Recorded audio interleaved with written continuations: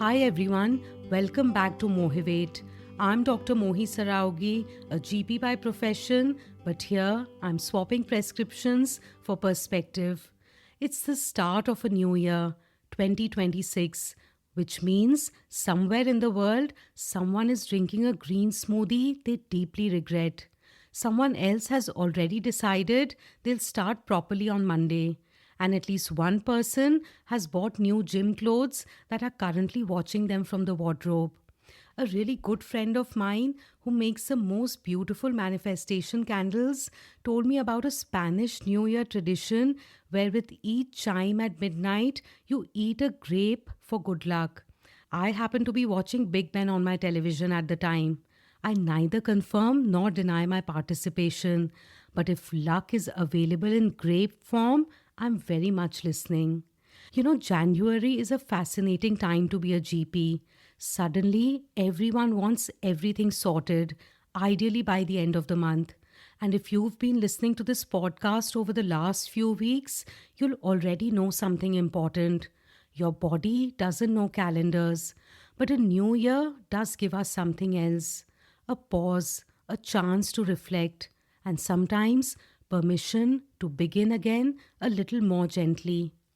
Over the last few weeks, we've been meeting the inner orchestra, the systems that quietly support how we feel, cope, connect, and recover.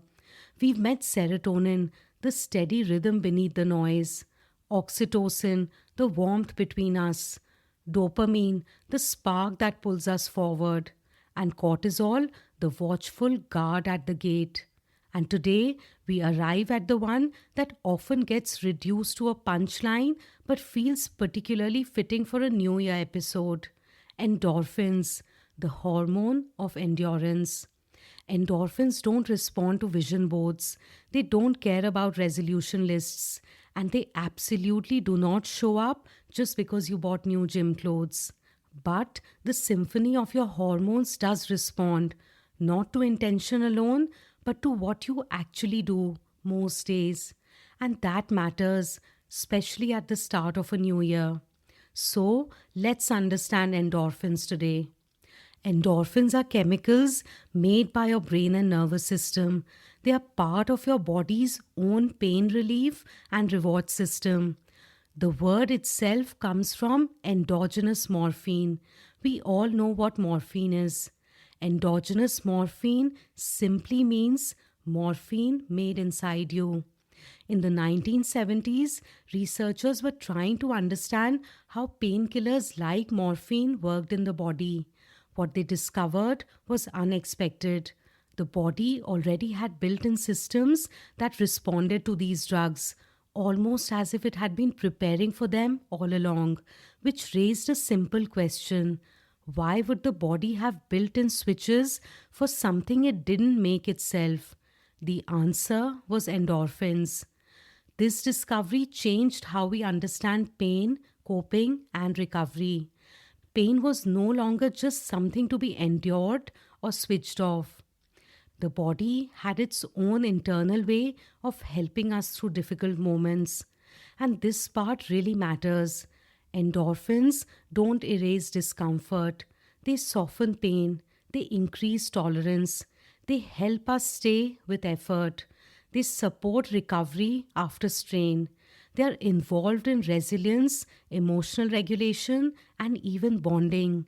They can create feelings of relief, pleasure, and sometimes a quiet sense of ease. Pop psychology loves calling endorphins your permanent feel good button or the idea of a constant high.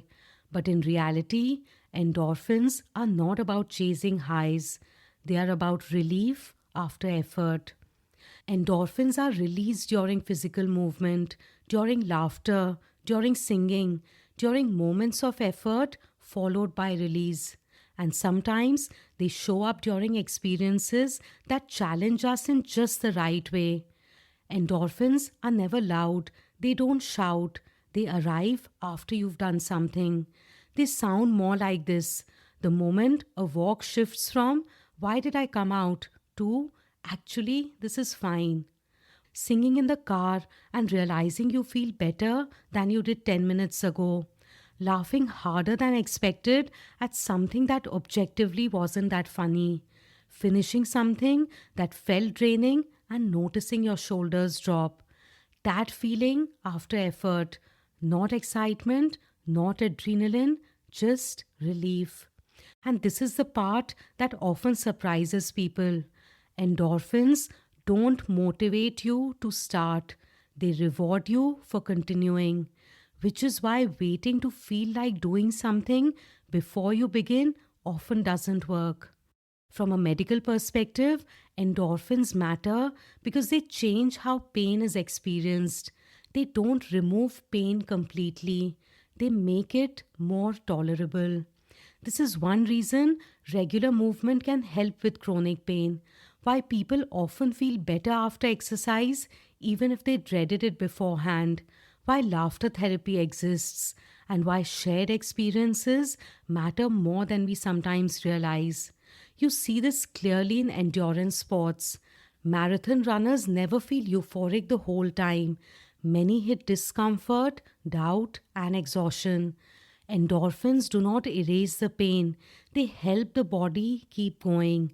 And often the sense of relief or calm comes after, not during.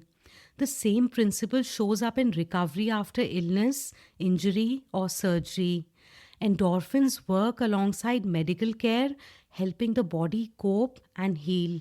They are never about heroics. Endorphins are about endurance. They appear during music, singing, and dancing. They are released during childbirth, intense focus, and sometimes even tears. That's not accidental.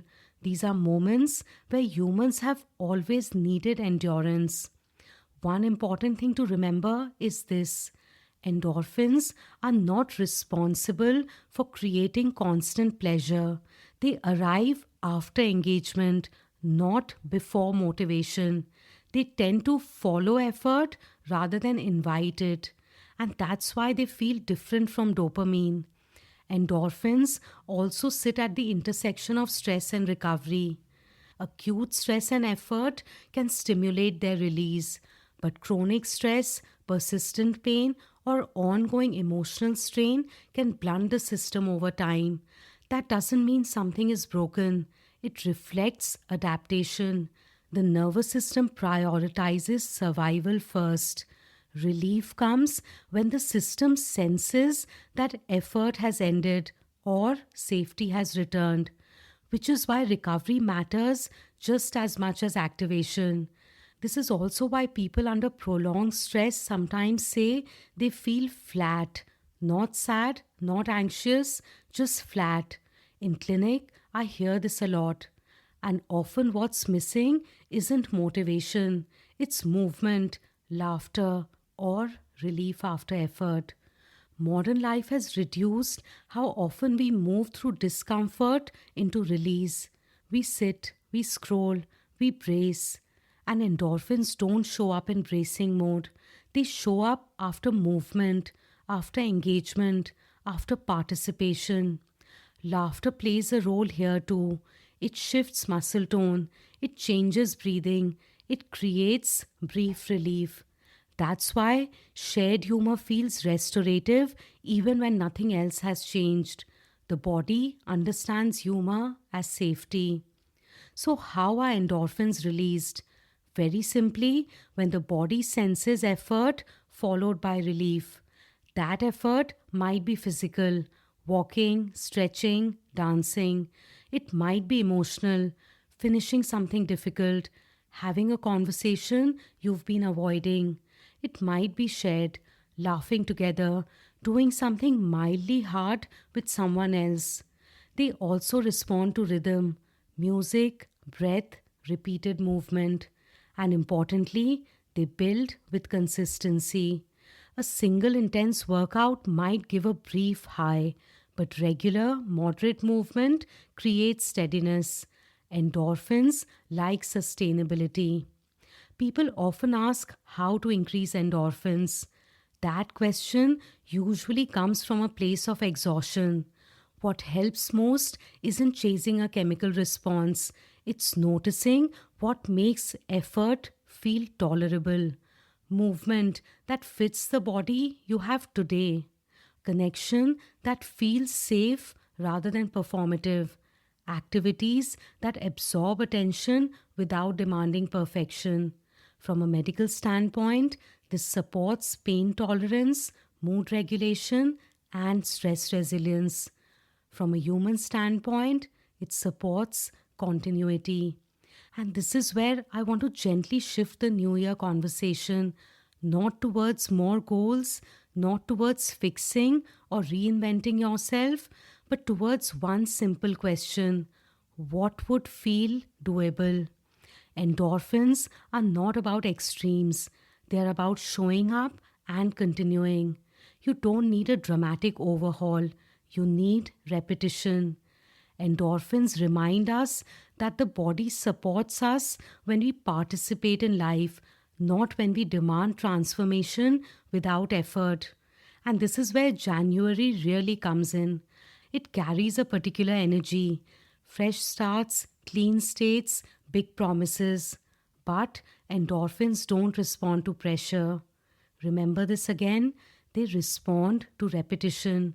They don't care about January 1st, they care about January 10th, January 23rd, and the ordinary Tuesday in March.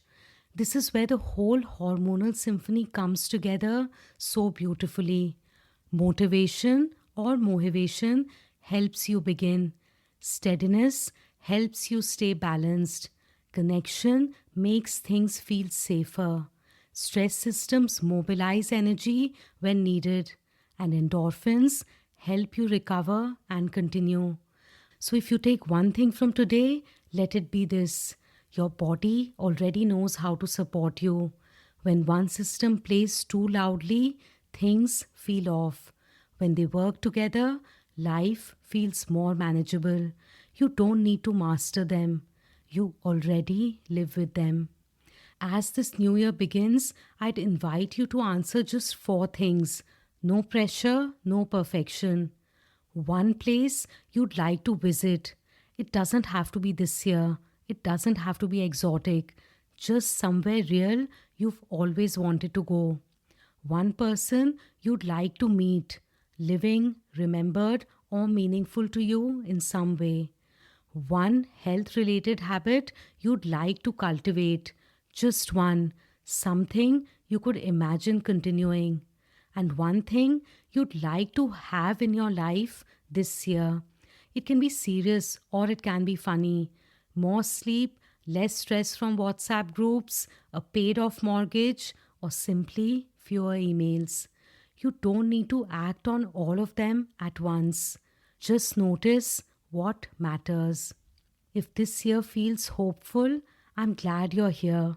If it feels uncertain, you're not behind. If it feels heavy, you don't have to carry it all at once.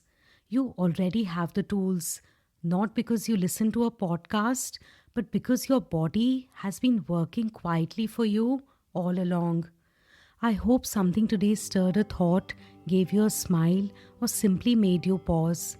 Whatever time it is where you are, I hope you carry a little feel good factor with you.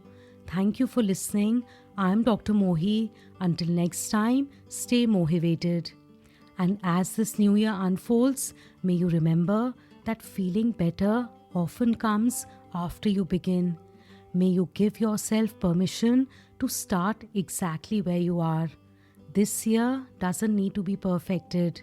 It just needs to be lived. And may you notice how your body keeps guiding you back, kindly and faithfully, like coming home to yourself.